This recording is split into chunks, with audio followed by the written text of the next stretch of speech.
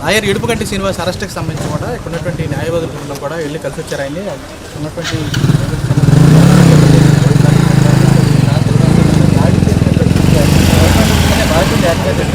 పెట్టారు, అభిమానులు కూడా తీసుకొచ్చారు. ఎమ్మెల్యే ఎవరైతే ఉన్నారో అనుకుంటారు కనీసం స్పందన ఏమన్నారు. ఈ రాత్రి ఇరుపుగంటి శ్రీనివాస్ బాబు గారిని 2 తర్వాత అర్ధరాత్రి తీసుకొచ్చారు.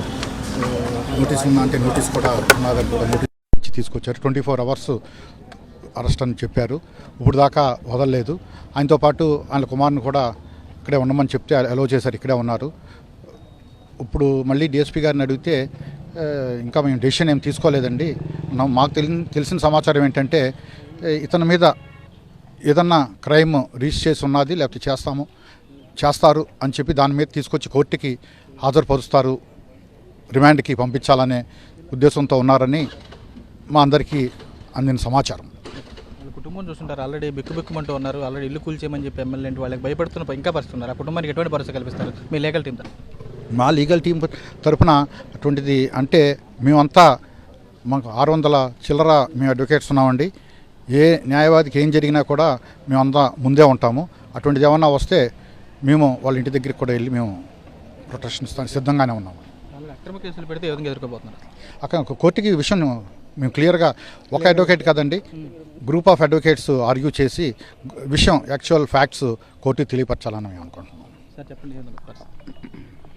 ఆయన ప్రస్తుతానికి థ్రెట్ అన్న ఫీల్డ్లో ఉన్నారు. అది లోన్ ఉండటం కూడా కొంతవరకు ఆయన పర్సనల్గా కూడా సేఫ్గానే అనిపించింది. తర్వాత ఇక లీగల్ ప్రాసెస్ వాళ్ళు ఎలా ఉంటే అలా ముందుకెళ్తారు. కాబట్టి మేమందరం మూకుమ్మడిగా అందరిగా చెప్పేది ఏంటంటే మా అడ్వకేట్ వెనకాల మేమందరం ఉంటాం. ఆయనకి అన్యాయం జరిగితే మేమందరం ఆయన వెనకాలే ఉంటామని ఈ పత్రిక న్యాయ వ్యవస్థను కాపాడే వ్యక్తిని అసలు రక్షణ లేకపోతే చూడండి, తెల్లారుజామున ఏదైతే జరిగిందో న్యాయవాది ఇంటి మీద దాడిని పూర్తిగా మన బార్ అసోసియేషన్ తరఫున కూడా మొత్తం అందరం కూడా ఖండించడం జరిగింది. అలాగే అతనికి ఏ విధమైనటువంటి రక్షణ కల్పించడానికైనా చట్ట పరిధిలో పోరాటానికి మరి బార్ అసోసియేషన్ అందరూ కూడా సభ్యులందరూ కూడా నిర్ణయించుకోవడం జరిగింది.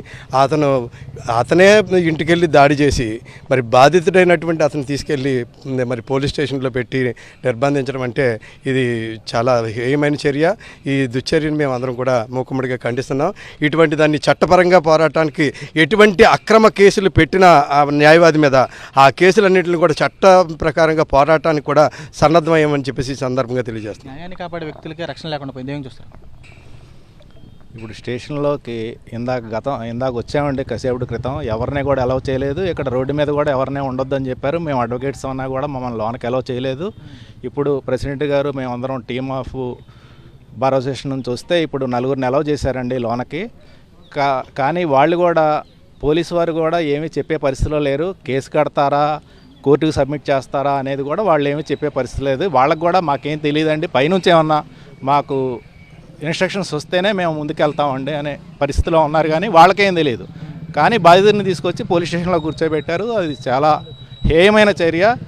అసలు న్యాయవాదికి రక్షణ లేనప్పుడు సామాన్య ప్రజలు ఎలాగ ఉంటారనేది ఒకసారి ఆలోచించుకోవాలి ఈ ప్రభుత్వంలో.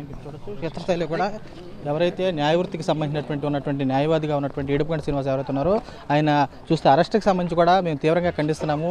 ఇది అక్రమ అరెస్ట్గానే భావిస్తామని చెబుతున్నారు. పూర్తిగా ఏదైతే బార్ కౌన్సిల్కి సంబంధించి ఎవరైతే ఉన్నారో ఈ సభ్యులంతా కూడా పూర్తిగా తామంతా కూడా లీగల్గా కూడా పోరాడతామని చెప్పి వారు కూడా స్పష్టంగా కనపడుతుంది. ఇప్పటికైతే అసలు ఇడుపుగంటి శ్రీనివాస్ సంబంధించి అతను ఎక్కడికి తీసుకెళ్తారో, అసలు ఎటువంటి కేసులు నమోదు చేస్తారనేది కూడా పోలీసుల నుంచి కూడా సరైనటువంటి సమాచారం కూడా లేదని చెప్పి వారు కూడా స్పష్టం కూడా కనపడుతుంది.